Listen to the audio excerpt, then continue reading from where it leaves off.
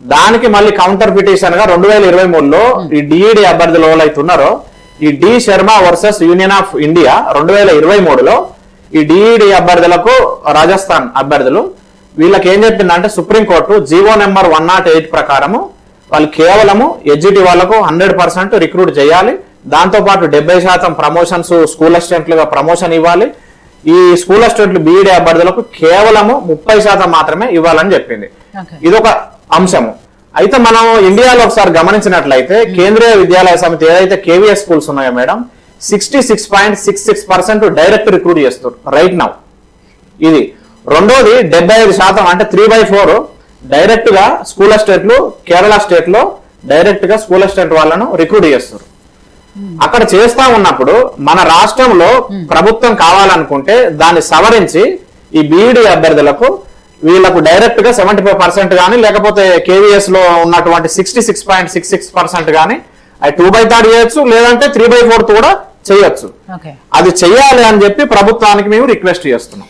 ఇంకోటి మేడం, కేరళలో ఆ విధమైన పాలసీ ఉండబట్టే క్వాలిటీ టీచర్లు వచ్చి ఇవాళ విద్యా వ్యవస్థలో కేరళ నెంబర్ 1 ఉంది ఇండియాలో.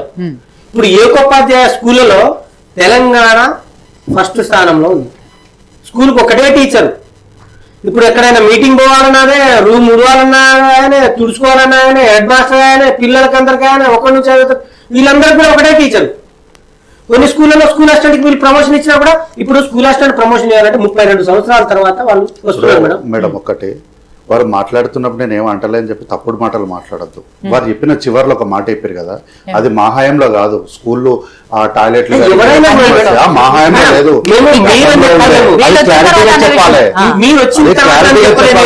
ఇప్పుడు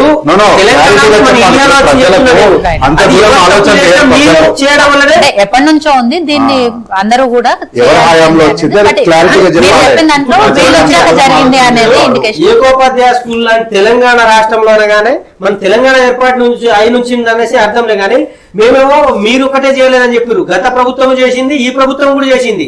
మాకు ఎవరు ఉద్యోగం కాదు, మాకు నిరుద్యోగులకు మాకు ఉద్యోగాలు కావడం ముఖ్యం. ఇంకోటి ప్రస్తుతం మన తెలంగాణ రాష్ట్రంలో విద్యా వ్యవస్థ ముందుకు పోవాలంటే గ్రౌండ్ స్థాయి అదే కాబట్టి, బేస్ ఫౌండేషన్ అదే కాబట్టి దాన్ని గ్రౌండ్ పటిష్టం చేయమని చెప్తా ఉన్నాం.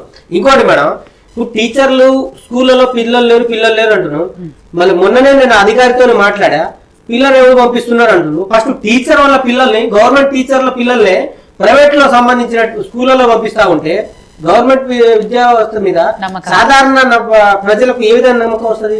ఇంకోటి మేడం, ప్రైవేట్ వ్యవస్థ గురించి నేను చెప్తా. ప్రైవేట్ వ్యవస్థలో 10వ తరగతి ఇంటర్ డిగ్రీ చదివిన వాళ్ళే ఉంటారు. వాళ్ళకి సరైన సైకాలజీ కూడా తెలియదు, పిల్లల అవగాహన కూడా తెలియదు. ఇప్పుడు మరణాలు ఎందుకు వస్తాయి చిన్న పిల్లల్లో? అవగాహన ఎందుకు రావట్లేదు? అంటే వీళ్ళు ఇష్టం వచ్చినట్టు ఈ టీచర్లు పంపిస్తున్నారు ఆడ బట్టి విధానాన్ని ప్రోత్సహిస్తా ఉన్నారు. ఈ గవర్నమెంట్ టీచర్లను ఫస్ట్ విద్యా వ్యవస్థలో వాళ్ళ పిల్లల్ని పంపిస్తే ఆటోమేటిక్ గా వేరే ప్రభుత్వ ఉద్యోగి కూడా గవర్నమెంట్ స్కూల్కి పంపిస్తారు. దానివల్ల విద్యా వ్యవస్థ పటిష్టం అవుతుంది. ఇట్లాంటివి పరమైన జీవోలు చేయండి. మన రాష్ట్రంలో చేస్తే అది పటిష్టంగా వస్తుంది కదా విద్యా వ్యవస్థ. దానిపైన కూడా ప్రభుత్వం ఆలోచించాలి. దశరథ్ గారు, సరే గత ప్రభుత్వం ఏం చేసింది, ఇప్పటి ప్రభుత్వం ఏం చేస్తుంది అని మాట్లాడుకునే కంటే వాళ్ళ సమస్య గురించి మనం మాట్లాడుకోవాల్సిన పరిస్థితి కాబట్టి, సరే ఒక వర్షన్ అయితే ఇక్కడ వినపడుతుంది. ఎందుకంటే గతంలో ముఖ్యమంత్రి 10 ఏళ్ల అధికారంలో ఉన్నా కూడా ఏ రోజు ఉస్మానియా యూనివర్సిటీ ముఖం కూడా చూడలేదు. కానీ ఈ ముఖ్యమంత్రి అక్కడికి వెళ్ళి వాళ్ళ సమస్యలు అబ్జర్వ్ చేసిన మళ్ళీ డిసెంబర్ 9న వచ్చి ఏదైతే దానికి సంబంధించిన అభివృద్ధి పనులకు నిధులు విడుదల చేయడంతో పాటు నిరుద్యోగులకు సంబంధించిన నోటిఫికేషన్లు కూడా ఇస్తాము అని చెప్తున్నారు అనేది. మేడం, మీరు యూనివర్సిటీ విషయం అన్నారు కనుక చెప్తున్నాను.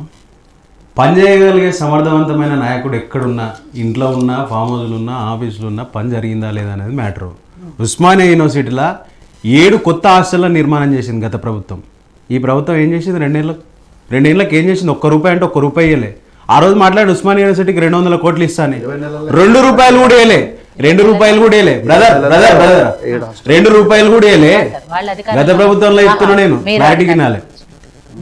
గతంలో నిర్మాణం చేసిన, గతంలో నిధులు ఇచ్చి కన్స్ట్రక్షన్ చేసినటువంటి భవనాలకు వచ్చి రిబ్బన్ కట్ చేసింది ముఖ్యమంత్రి. ఉట్టి చేతులతో వచ్చి ఏం ఉపయోగం అండి? అంటే పొలిటికల్ ఈవెంట్ తప్ప ఉస్మానియా యూనివర్సిటీకి వచ్చింది వేరే విషయమే కాదు. మేము అదేం మాట్లాడినాం అప్పుడు. కనీసం ఈ ప్రజాస్వామ్యంలో ప్రజాపాలన అని చెప్తా ఉన్నారు, ఇందిరమ్మ రాజ్యం అని చెప్తున్నారు, వీళ్ళు ప్రజాప్రభుత్వం అని చెప్తున్నారు కదా. కనీసం ముఖ్యమంత్రి గారు మీరు వస్తున్నారు కదా, మాకు కొన్ని డిమాండ్స్ ఉన్నాయి, మా డిమాండ్స్ను స్వీకరించండి, వాటి మీద స్పందించరండి అని చెప్పినాం మేము. కనీసం ప్రెస్ మీట్ పెట్టి మాట్లాడే స్వేచ్ఛ లేదు మాకు. ప్రెస్ మీట్ అరేంజ్ చేసే లోపే అందరు గ్యాదర్ అయ్యే లోపే అరెస్టులు చేస్తారు.